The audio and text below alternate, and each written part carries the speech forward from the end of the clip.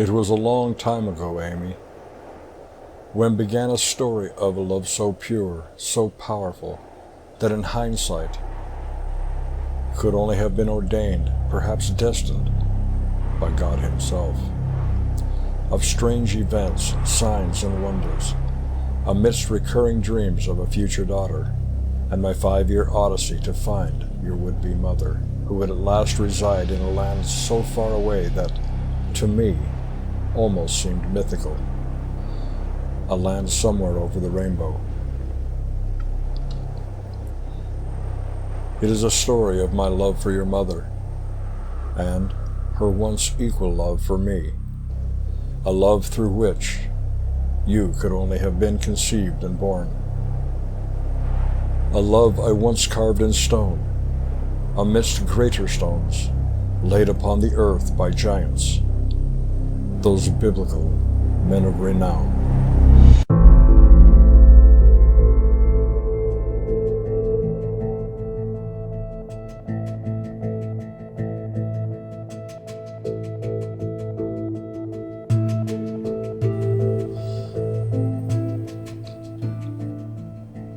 August 11, 2019. Along with your grandfather at the wheel of his Ford Explorer, I set out to return to the place where I had once carved my name and your mother's name in stone, 20 years and 1 day ago, just before leaving my home and all I knew for Australia to marry your future mother. My destination this day was ultimately a low, rock-strewn hill 400 meters northeast of the present temple in Manti, Utah, about 2-hour drive from Salt Lake City.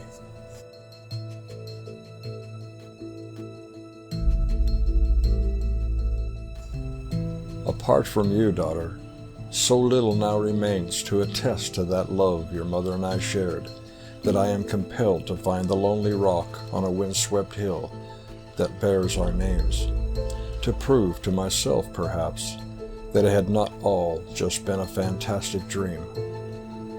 As Dorothy, in The Wizard of Oz, might have questioned after waking up home in her own gray reality, after her amazing journey over the rainbow. Indeed, if the stone exists, or still exists, it will be one more token to add to the very few that remain after 20 years of life in Australia.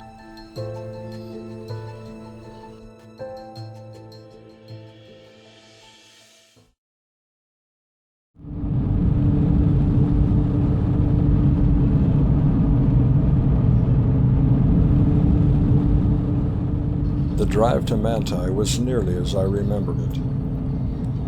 Once beyond the bustle and chaos of the expanding cities, the construction and congestion, not much had changed in the 2 decades I had been gone. Wide open land, farms, and timeless towns nestled among sage-covered valleys amidst high desert mountains. I was pleased to see our American flag waving gently in the hot summer breeze from so many homes and shops.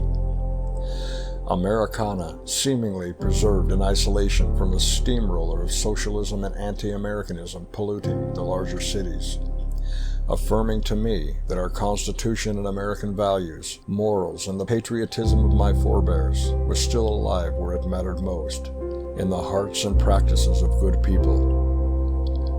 The further away from the cities we drove, the more I felt at one with my country as I remembered it.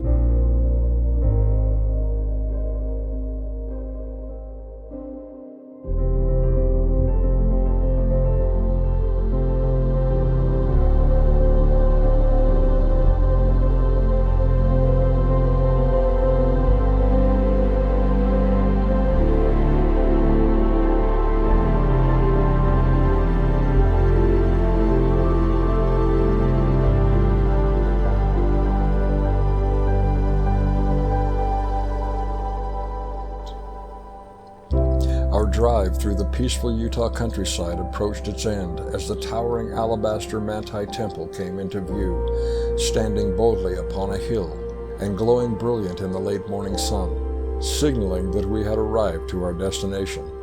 And just to the east of it, rose the small, unnamed rocky hill that I had traveled here to revisit after so many years away. As we drove casually along the main street of the long-established town of Manti, I thought of the history of the town as I had read of it many years ago. Manti, Utah, located on Heritage Highway 89 between Gunnison and Ephraim, was one of the first communities settled in what would later become the state of Utah. Chief Wakara, a Ute tribe leader friendly to the Mormon, had petitioned then church president Brigham Young to send pioneers to the area in order to teach the Utes techniques in farming. In November of 1849, with winter fast approaching, Brigham Young sent a group of around 225 settlers, men, women, and their children, to establish a colony in the region. After some debate, it had been decided to settle on the south side of a sparse gray hill on which would later be built the future Manti Temple, still some 2.5 decades away. In his booklet, The Miracle of the Mountains, William H. Petersons provided a description of the hardships facing those settlers through that first winter. Quote, "The primitive settlement thus established was in reality a cluster of pioneer wagons grouped together for protection in the midst of rank underbrush. It occupied a small speck of ground amidst thousands of square miles of rugged mountains and virgin valley, where the only living things were wild animals, strange plants, and tribes of savages. Each wagon was home for a family, serving as a kitchen, dining room, bedroom, and parlor. It was protected from the elements only by a sheet of cloth stretched over the bow of the wagon box. Hardly had the circle of wagons been established and a few trails made through the surrounding underbrush when snow began to fall, obliterating the trails and covering the ground to a depth of 2 feet. Freezing weather followed, crusting the snow and covering the streams with ice. A long, hard winter was ahead of these settlers, a winter in which most of their cattle were to starve or freeze." Unquote.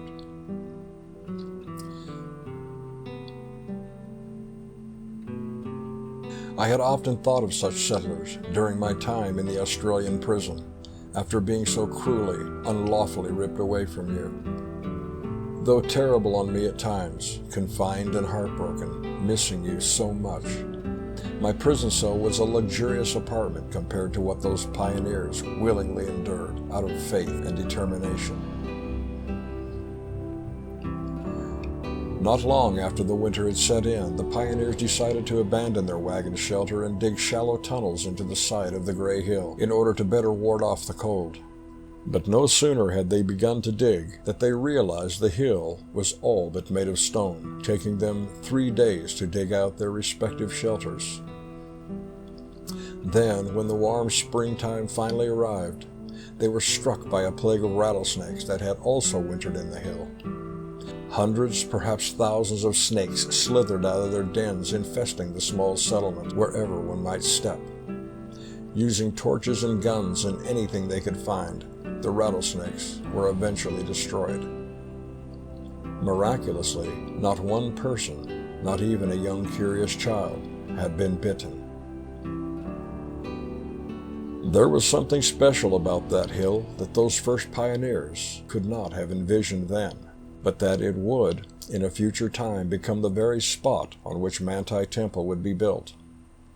I had long thought it symbolic, how these weary, hungry, but faithful pioneers had met and defeated the serpent in his own lair, as if in preparation to cleanse the location for a temple they knew not would one day be built there.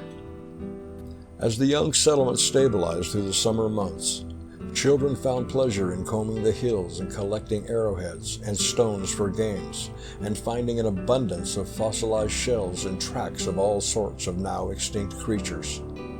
Lovers would stroll upon the hill collecting wildflowers, and when the winter returned, the children and even adults would enjoy sledding down the steep mountain slope.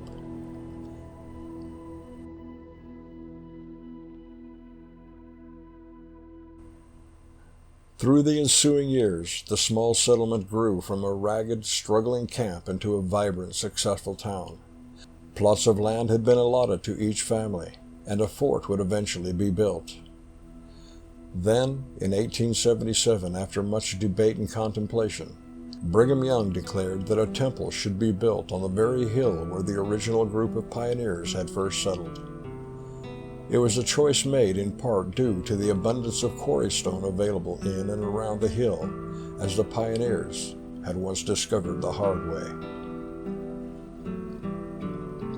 In April of that year, 1877, excavation for the new Manti Temple began. It took 11 years to complete, under tremendous cost and labor of many men and women, and skills from all walks. But in May of 1888, the new Manti Temple was officially dedicated over a 3-day period. Today, one can barely imagine that the hill, now called Temple Hill, had once been a stark, snake-infested shelter for a relative handful of Mormon faithful. As impressive as the temple and the story of Temple Hill is to a lover of history as myself, Mormon or otherwise, I was interested in a different hill, one which rose gently to a stony crest some 400 meters northeast of the temple, a hill which I had more than 20 years ago come to believe once held a temple or an ancient structure so old that God himself might have all but forgotten of it. And somewhere on that hill hopefully still remained a single rock bearing my name and your mother's name, the sole purpose of my return to Manti after all these years away.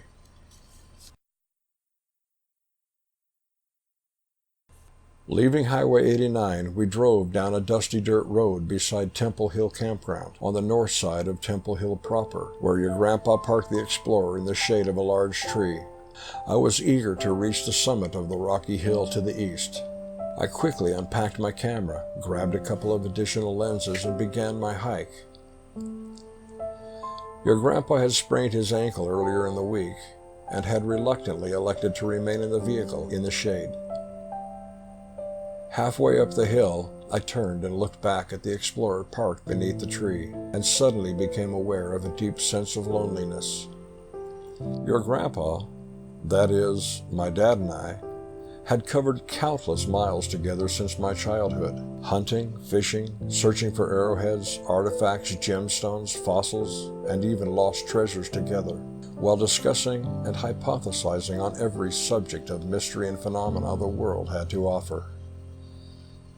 My dad had easily climbed this hill with me back in the 90s, and had also marveled at the massive stones we both knew were not natural. Accompanying my sense of loneliness was a sense of guilt for having to leave my lifelong adventure partner behind, especially knowing how much he also enjoyed exploring. But I only had this day to find the stone with our names, and now only an hour, maybe, to find it.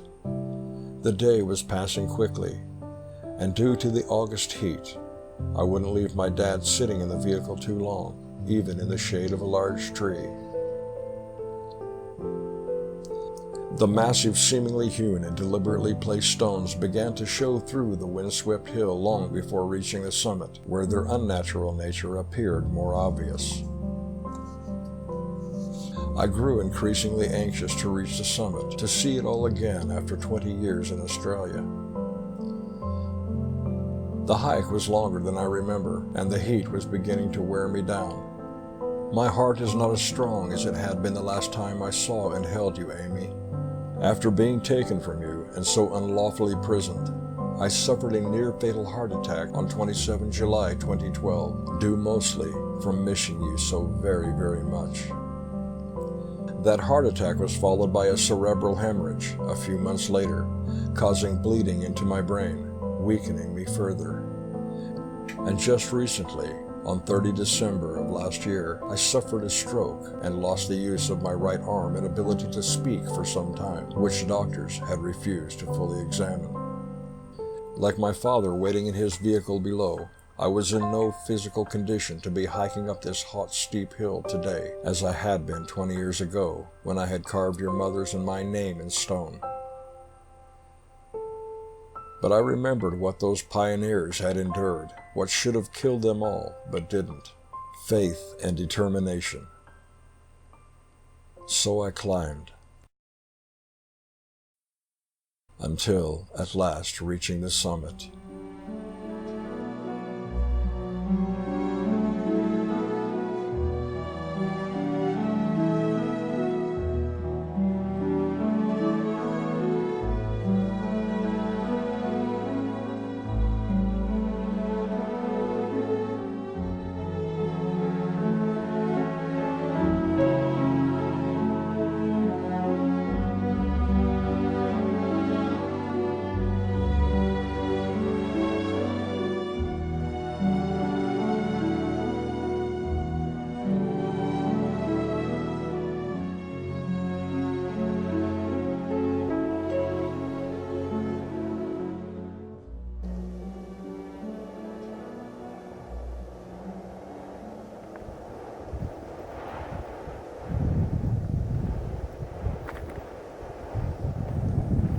I searched every rock for the one that bore the names of your mom and your dad, back and forth.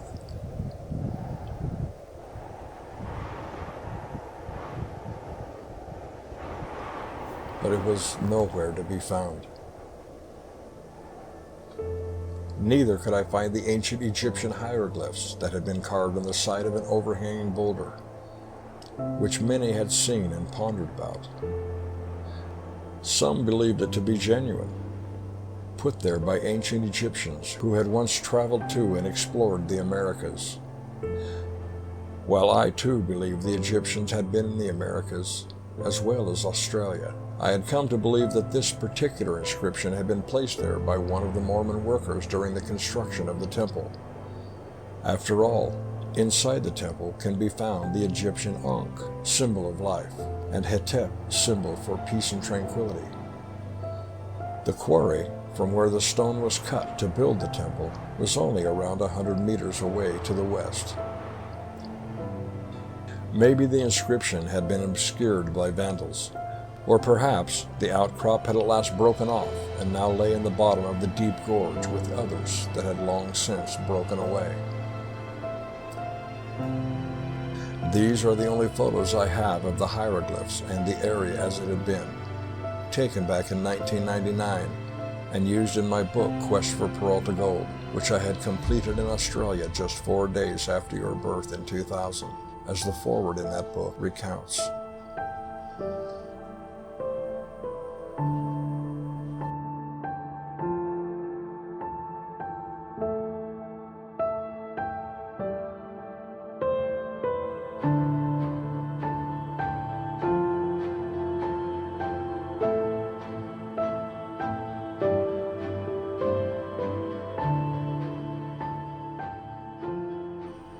Heartbroken for not finding the rock with mine and your mother's names, which had been the primary reason for my returning here, I turned instead my attention and my camera to the megalithic stones seemingly deliberately placed across the summit of the hill.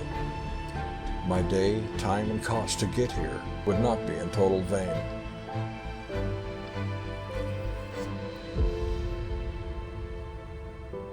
Academia will staunchly argue that these stones are a natural geological formation, naturally. But to the trained eye of an alternative thinker and lifelong conspiracy nut as myself, who had long investigated such anomalies, these grand colossal stones are not natural, but rather cut and placed here by an unknown race, now long forgotten, save only in myth or legend. The Nephilim, those men of renown, the giants of old. And they were likely placed here in an age before the flood.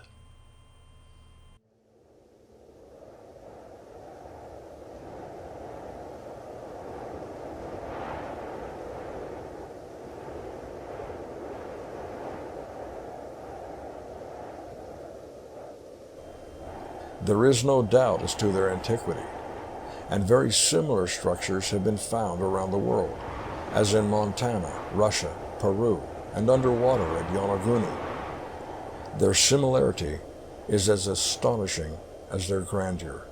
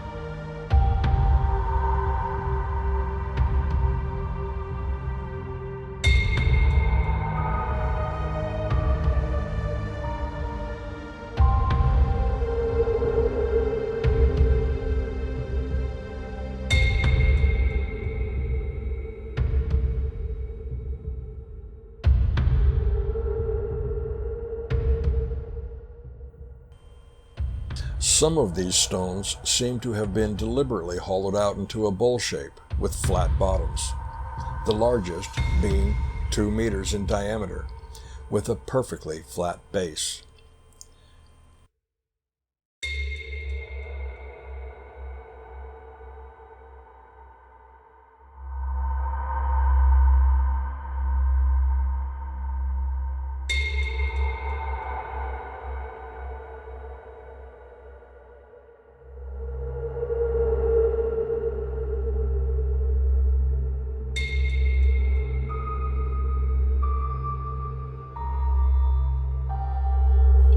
Many of them have channels or grooves cut between them, as if to allow liquid to flow from one to another and into another. Such oddities are also found in Russia, Montana, and Yonaguni.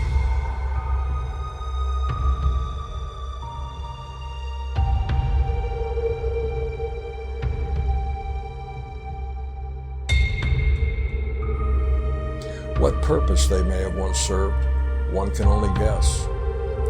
Is it possible that the Nephilim used humans to stomp grapes into wine for their consumption? I wouldn't put it past them.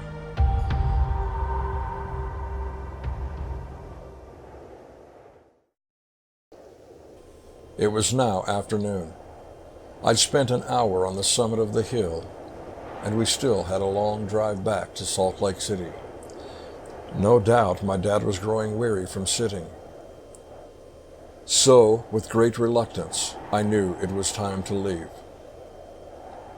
As I started the hike back down to the RV camp where my father patiently waited, I couldn't shake a nagging feeling to search one more time for the rock with your parents' name.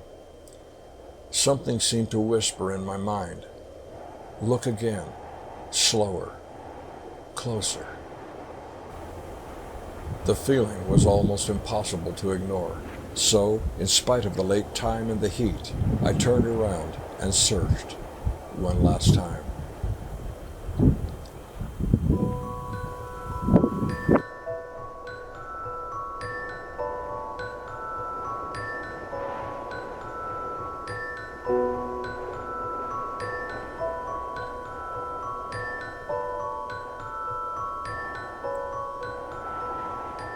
I was mentally prepared to give up and call it a day, becoming convinced that it had simply worn away after all these years.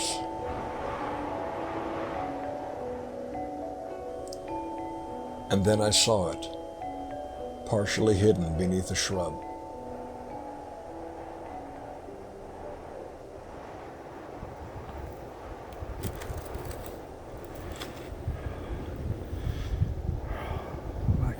still here.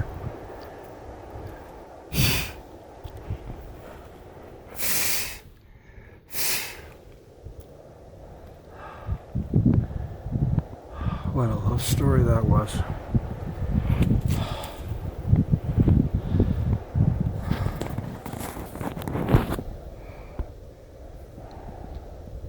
John plus Leah, August 10, 1999.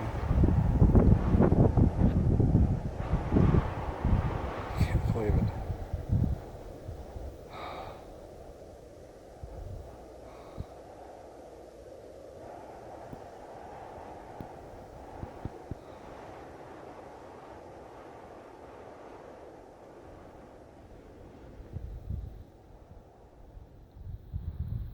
The last true love story.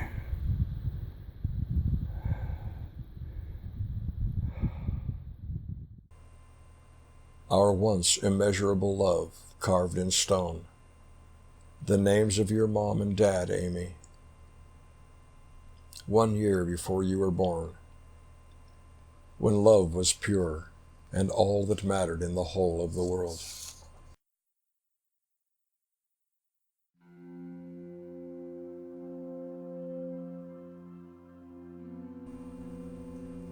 There is one more thing you should know, Amy. I had been alone on the hill when I carved our names in that stone. Afterwards, I sat for some time thinking of your mom, our love, and leaving the country I was born to join her in marriage on the other side of the planet. I had felt something powerful and magical and spiritual as I sat there looking over the gorge toward Temple Hill. I felt this region had been sacred for eons before the Mormon temple had been built, and to me, it seemed to emanate from the very hill itself.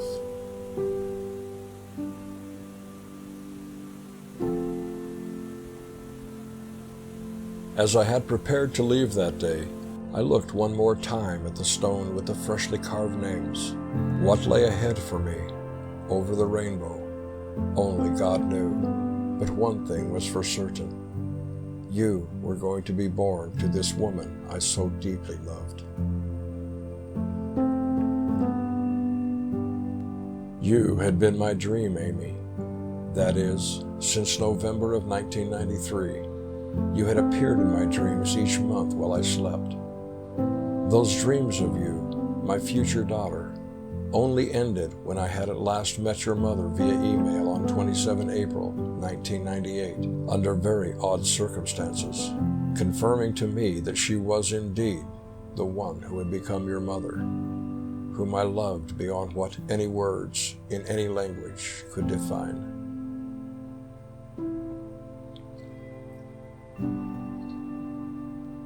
As I prepared to leave the hill that day, I noted a fist-sized rock laying on the ground beside the stone where I had freshly carved our names. I felt compelled to pick it up, indeed, to take it with me, with a promise to the hill that I would one day return it, when I would return with my future daughter, her mother, and our family, in 11 years' time. I carried that rock with me all the way to Australia, giving it to your mother after I arrived on September 2nd, 1999, and told her the story of where it had come from. Your mother had kept that rock in a bowl, along with crystals and other items meaningful to her. You might have recalled seeing it, perhaps even held it out of curiosity. Where that rock is now, only your mother knows. Discarded as garbage, as with all my personal belongings and sentimental items following divorce, I suppose. But she should return the rock.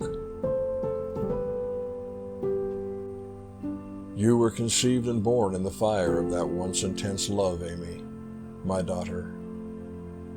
It was a love beyond imagination. I believe it to be the last real fairy tale love story between a man and a woman. That love was sealed within you, Amy, in every fiber of your being, perhaps to protect such a pure and rare emotion from what would come to destroy your mother and I 11 years later. where this love story began, the compelling dreams of your future birth, my lonely 5-year journey to find the one who would become your mother, and how and why it came to a tragic end after only 11 years is, well, Amun-Ra, that is a story for another time. If my heart should dare survive to relive it all again.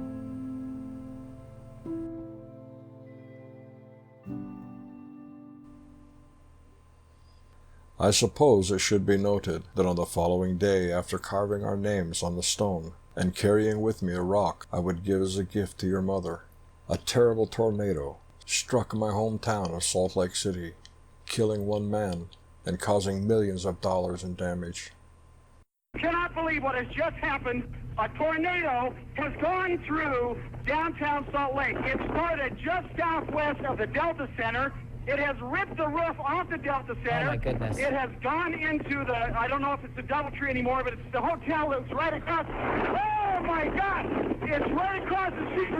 I can't breathe. The Triad Center. It has now moved. The tornado has now lifting back up in the sky, but it has gone clear across just to the east of the Triad Center, across the parking lot place by the Genealogical Library, just behind the Genealogical Library. The tornado has now lifted off, but it has done some major damage here in downtown Salt Lake City. The tornado was about, it started about 10 minutes ago. I couldn't help but privately note the symbolism, as in just 2 weeks, I too would fly somewhere over the rainbow to a land called Oz. Somewhere over the rainbow, way up high, there's a land that I heard of once in a lullaby. Somewhere over the rainbow, skies are blue, and the dreams that you dare to dream really do come true.